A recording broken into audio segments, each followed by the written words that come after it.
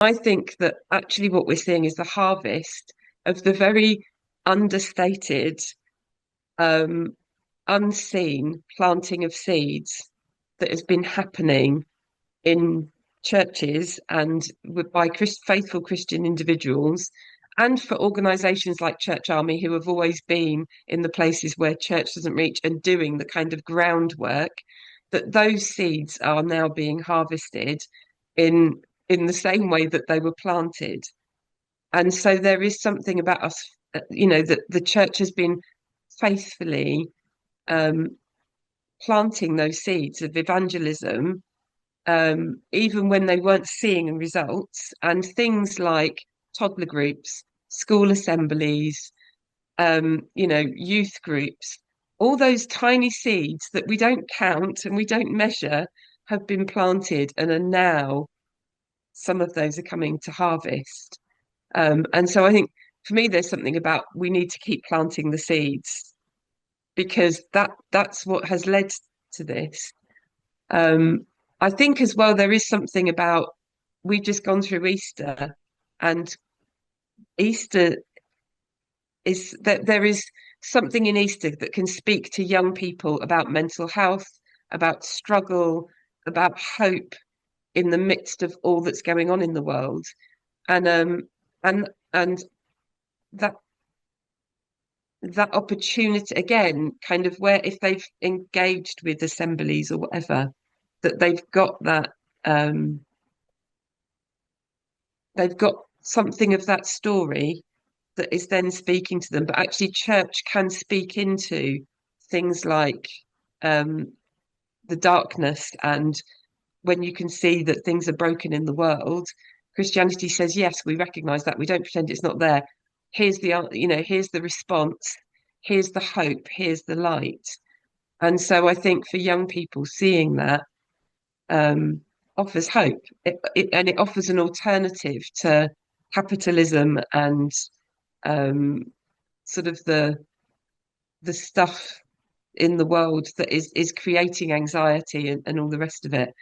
And so Church Army has always been planting those seeds, but it's also been a place where, we're able to do church for in a way that meets the people. So we don't do a Sunday morning, it's a Thursday afternoon because that's when people can come and be church together. Um, Other places where um, there's a youth group being run so that young people can come together, and that youth group is openly about faith as well. So the young people have got chance to explore faith as well as come together and, you know, be supported or whatever. We've got people coming back to faith who, as children, had a connection with the church, but who didn't want anything to do with it then, who are now starting to say, oh, actually, this faith has something for me. Or um, people that went to a church school but never did anything with that until they're now adults and have got children and are looking around at the world and saying, how does this make sense?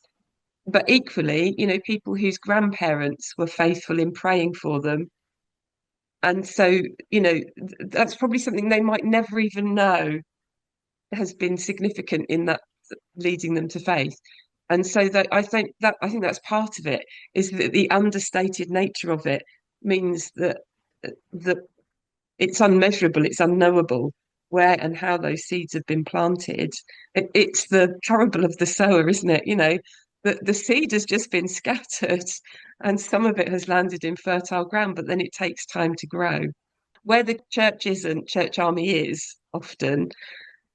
And so those, I think partly they've been instrumental probably in planting an awful lot of seeds, but also now when young people are looking, if they're in those areas, hopefully Church Army is there to meet them, and at least journey with them. Um, and Church Army evangelists are in in those places where those conversations can happen, whether it's in prisons, in hospitals as hospital chaplains, in estates. You know, Church Army evangelists are all in different places. Um, where people have that chance to go and talk about faith. And Church Army is training people to share their faith. So that's planting the seeds, but also then helping people to know how to respond when they've got those questions. I think one of the really important things is that young people are looking for integrity. So they're looking, if we're preaching from the front, caring for the poor, then we're doing it. If we're preaching from the front, love of everyone, then we're loving everyone. If we're, that there is a level of integrity.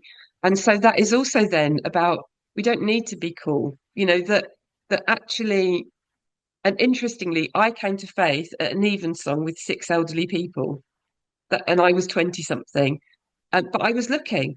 So actually, because they loved me and they welcomed me, that was enough. And actually, the vicar who was on the verge of retirement was excellent at just being real and honest. And I think that's something that is vital in this, is that kind of integrity. This is an ancient faith that speaks meaning into life. We've had conversations with young adults who, when you say to them, what's your faith journey like? Do you have any experience of faith? Absolutely none. And it's like, wow, because I think we've got generations now where parents and grandparents weren't engaged in any religious belief system at all. And so then to engage in that is new. So then you there's not that dismissal of what was, because they don't, it's new. It's, even if they know the Christmas story, it's like, yeah, but let's actually get deeper into that. So I think there's an openness, and some of that is because they don't have the history of assuming that they know.